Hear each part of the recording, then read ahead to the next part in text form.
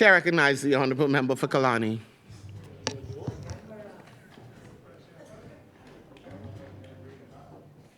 Thank you very much. Thank you very much, Madam Speaker. Be somewhat short today.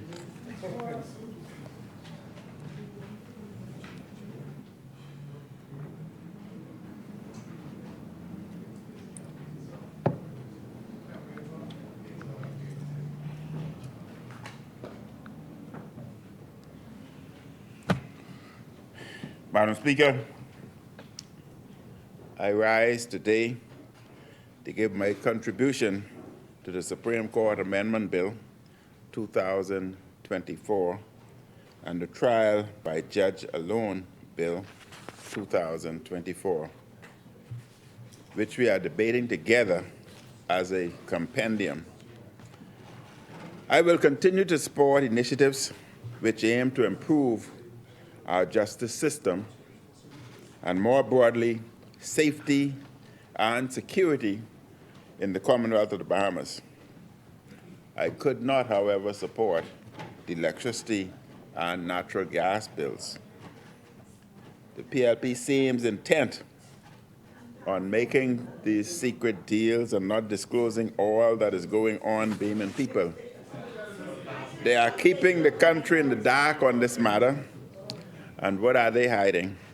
What are they making? Who are they making special provisions for? Madam Speaker, we all agree there is far too much crime. There are far too much crime in our country.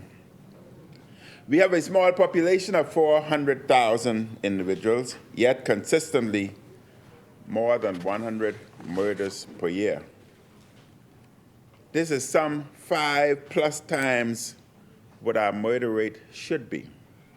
An analysis of the publicly available police crime data shows how much of a problem we have with killings.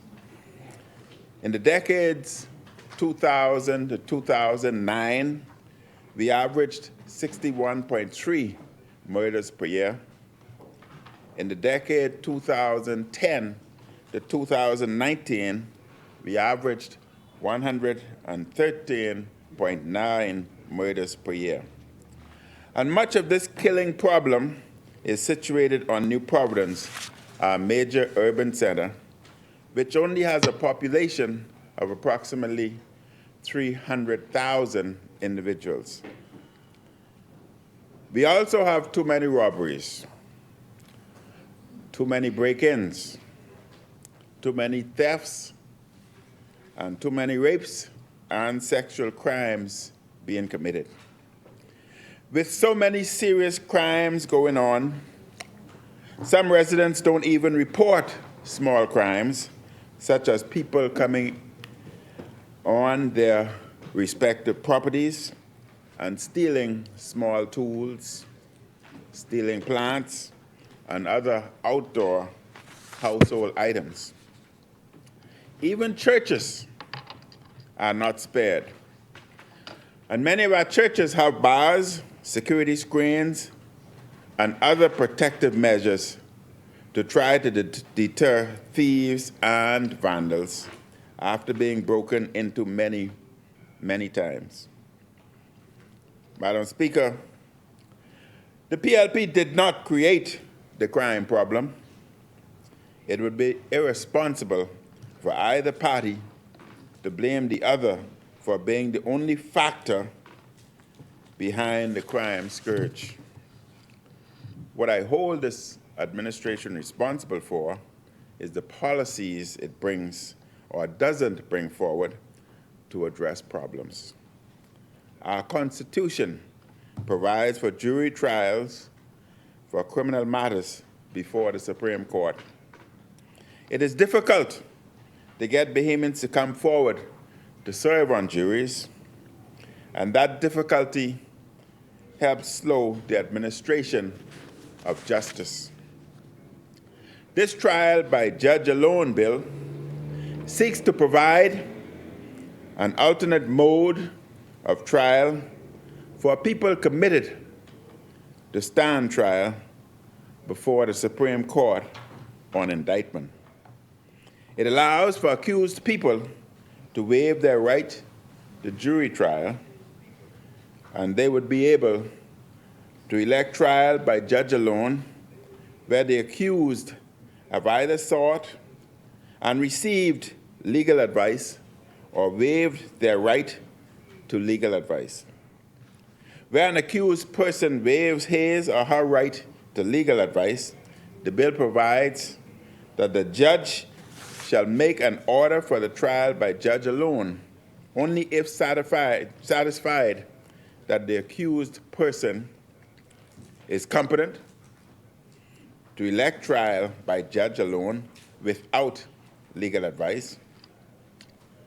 The accused person has clearly and unequivocally elected to be tried by judge alone, or the accused person understands the effects of electing trial by judge alone and files a certificate of waiver. The Supreme Court Amendment Bill seeks to amend the Principal Act to provide specifically for the making of rules to regulate the active management of civil and criminal matters before the Supreme Court. I support these bills. However, I hope the administration has made sure the trial by judge bill does not conflict with our Constitution. The PLP is not good at consultation. This is a case where I hope there is consensus with our senior legal minds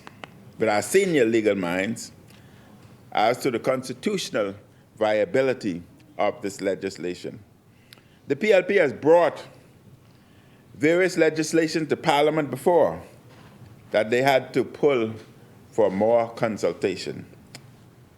And Madam Speaker, I hope the legislation has the desired effect of making cases progress faster while maintaining the principles of fairness. Our inability as a country to swiftly prosecute matters has caused a dangerous consequence. We are losing the deterrence factor. One of the ways crime is prevented is by making those considering it fair the punishment that may ensue. If there is an endless backlog and some matters never come up, would-be criminals and repeat offenders will believe there are no consequences for their criminal behavior. Madam Speaker, as you walk through the community, you would hear young men talk about crime is seriously a joke, because if they're caught, their case would take so long, or they're given bail, and they're free again. And therefore, it's just a trade, in and out, cyclical. Our inability as a country to swiftly prosecute matters is a serious concern. These young men, they then do more and more and more because they feel it's a cyclical, briefly in and out matter. We need to have an efficient, swift, and fair justice system. Would-be offenders should know the state will try them quickly if they break the law. Madam Speaker, I wish to cite a commentary in the Tribune from January of this year on how we need to address crime. The article noted, quote, intelligence gathering, good policing, various crime detection technologies, youth programs, and other measures are critical in preventing, disrupting, and addressing the behavior of gangs and criminals. It went on, But when many individuals perceive many times correctly that their trials will not be heard in a timely manner and that they will be granted bail in due course, they scoff at the justice system, creating a wider ripple effect and mindset of lawlessness and contempt for authority of all levels. The article also noted parents and teachers who deal with discipline can attest to author Mark Clayman's claim, timeliness and certainty of punishment often tend to be more effective than severity.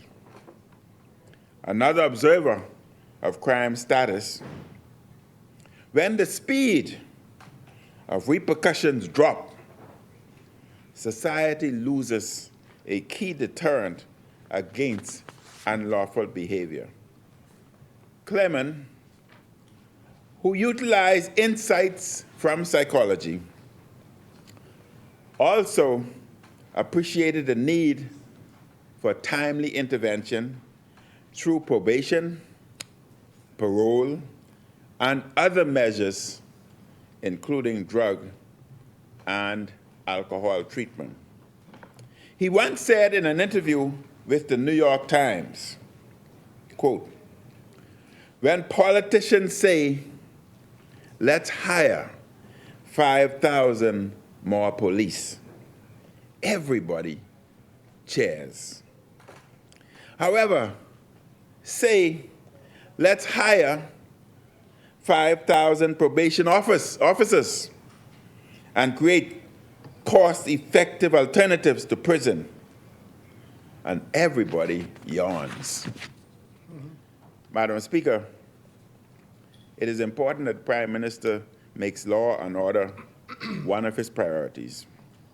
We know that one of his priorities is spending millions in luxury travel and throwing his staff and ministers under the bus, blaming others and not accepting responsibility. He has had enough luxury trips during the first half of his term. He should try working at his desk in the second half of this term. The updated security warning from the United States recently harmed our country. Too many Bahamians have been killed. Too many shot with life-changing injuries. Too many have been robbed and assaulted. The Bahamian people deserve safer communities. They also deserve a Prime Minister and a government who are more serious about having a more comprehensive plan to address crime and violence. The Prime Minister has to lead with good policing if we are to do better in crime fight. Policies must be good. Good policy is not reactionary.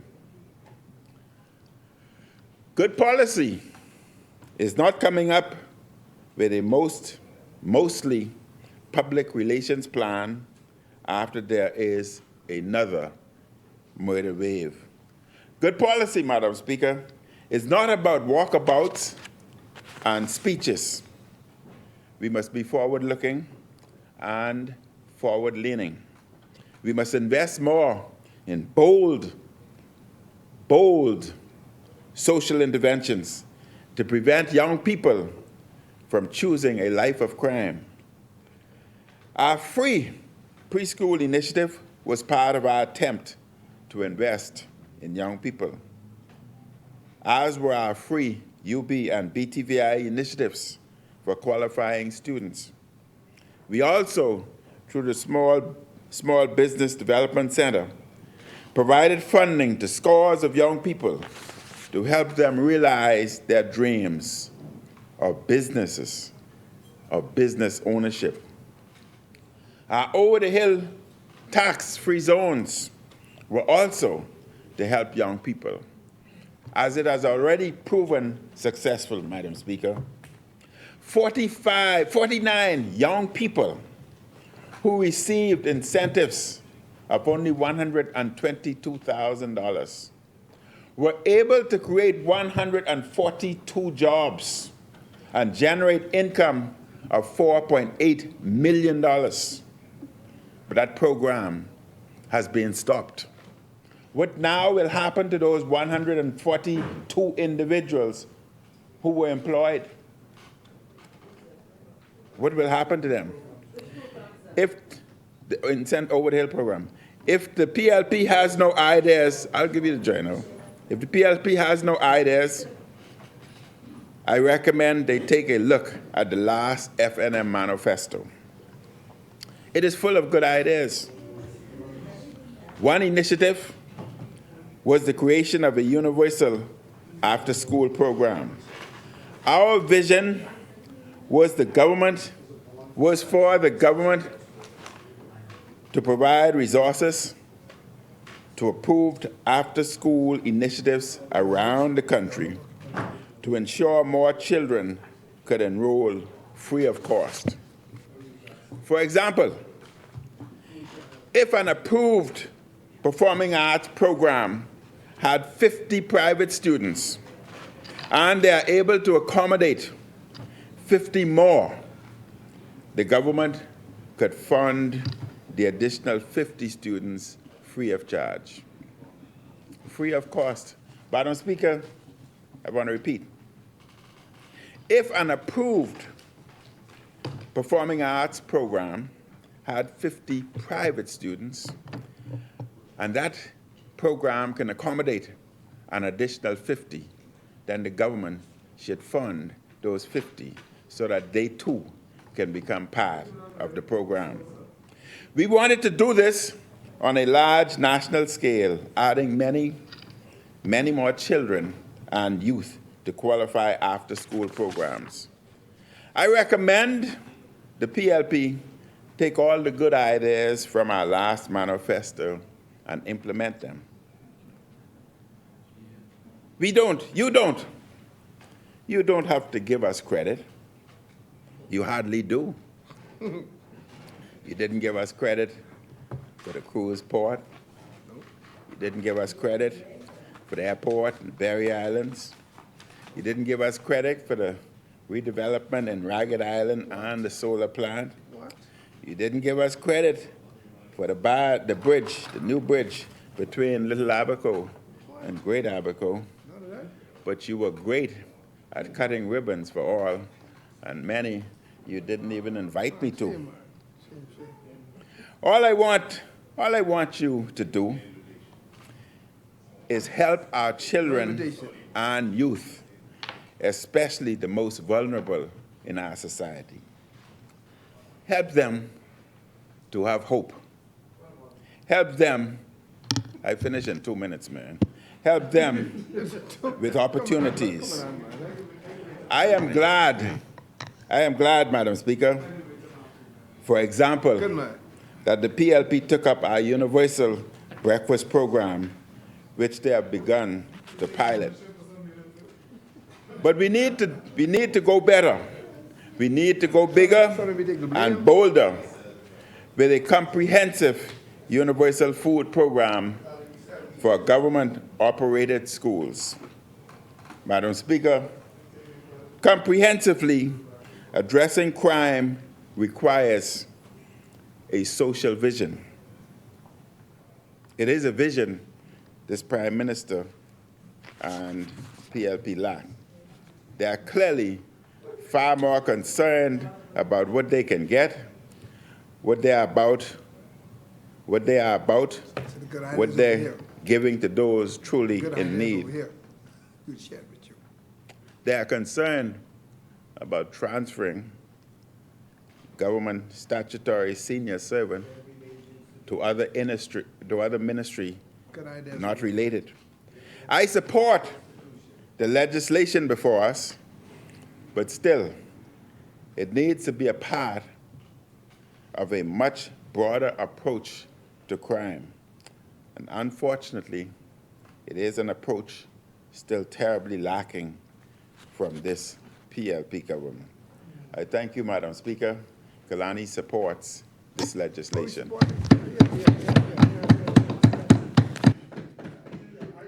Thank you, Honourable Member. The Chair recognizes the Honourable Member for Fox Hill. Point of clarity. This program over the hill was not the same one, not the same one that you got a benefit from. Not the same one. That's not the same one. I grew up in Over the Hill. I grew up there. I have investment there. I have investment in many places, and I benefit from many things. I benefit also from various matters via investment. Now, the program, Madam Speaker, we were hoping to make all underprivileged areas tax-free zones. There were 49 individuals who had received through the Small Business Development Grant $122,000 and some odd dollars. The Over the Hill program within that area would have gotten concessions for the entire community of about $2.2 million. But these 49 individuals, through the grant from the Small Business Development Center, I can give you the exact page, you can find it. It worked. It was good. Through the grant, was able to develop or create 142 jobs for young people. And they were able, through this job creation that they did through their entrepreneurial skills, generate an income of $4.8 million. I will get you a copy of it. That's powerful. I heard what you said, and you can attack me as much. No, I'm not attacking you. I'm not attacking you. I wouldn't dare do such a thing. I am not worthy. But what I would say is that if you're speaking, just declare your interest. That's the only point I was saying. We went through this the last time. You say, yes, there was an Over the Hill program, but I benefited from the program which I created. That's all. You did. You did. You created it, and then you benefited from it. You have no point. No? Let me say it again, though. Let me say it slowly. You created. No, I have to. Goebbels, was Hitler's minister, and you were expert at it because you keep saying it over and over again, right? So they say it over and over again. That's what Goebbels said. You say it over and over again, eventually the public believes it. All I want to do is say the same thing over and over again. You benefited from it, that's all. Don't you ever say, is there some things that you utilize in this Parliament and in this Bahamas that you don't know I have investment in, and I'm benefiting from that also? Good. One day you'll put it on the record. Tell us what it is. I'd love to know. I need wealthy friends in this life. The Chair recognizes the Honourable Member for Yamacraw. I didn't want to interrupt the member. He asked for a few minutes to finish. But it would be misleading in the House to leave on the record that there was a proposal to implement post-school or after-school programs for children when for many years, actually initiated under a period since one of the first PLP administrations, the after-school programs exist even now. It includes dance, it includes band, cultural activities, sports, and teachers are paid to have programs run after school for at least an hour. So to give the impression that there was a proposal for students to be exposed to dance classes or some cultural art performance classes is not doing justice to those teachers who have implemented this program a very long time ago, and they are presently running where students for 1 hour, even library services, they get post-school, teachers get post-school allowances, and students are exposed to these post-school activities. Thank you, Honourable Member. To the manifesto.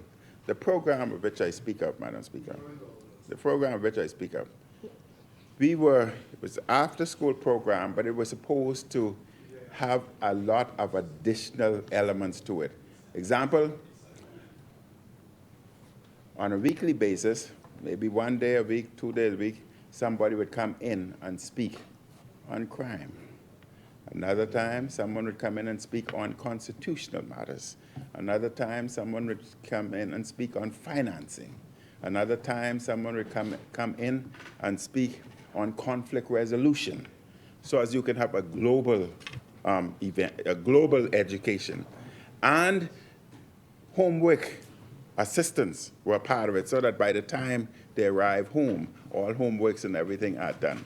So I would suggest you look at it in more detail. You would see that there were additional elements, because crime is an issue. And therefore, we felt that conflict resolution should be there. Financing, investment is an issue. And therefore, we felt that individuals should receive some additional knowledge in investment, in spending, in saving. Understanding our Constitution is an issue. Democracy is an issue. And therefore, you have sessions on democracy. You have sessions on understanding our Constitution. You have a wide global. Now, did you include all of that? You can speak now.